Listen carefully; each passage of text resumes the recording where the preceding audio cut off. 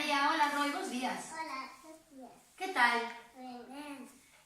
Que me queredes regalar hoxe? Eu Que me queredes regalar? Que queredes regalar a estos animaliños? quero regalar unha bola que ten corda. Ui, vas a regalar a Paula unha pelota que ten corda?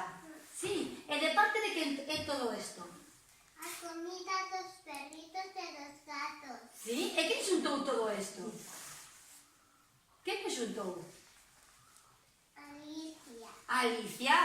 E a profe dos 5. Ah, profe de 5 anos? Sí. Moi ben. E mira, e de que cole sodes vos? De 3 anos. Sí, pero como se chama vos o cole, Roy? Torre Illa. Hombre, isto de todo do corre de Torre da Illa. Que vos sodes cos animaliños daqui, eh?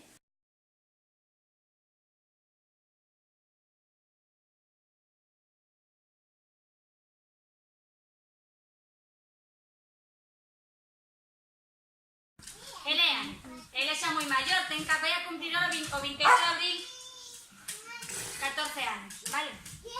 Vamos a decirle a Ani canto é 2 por 2. 2 por 2 canto é, son moi pequeniños, son 4. Ela ten que ladrar 4 veces, vale? A ver, 2 por 2.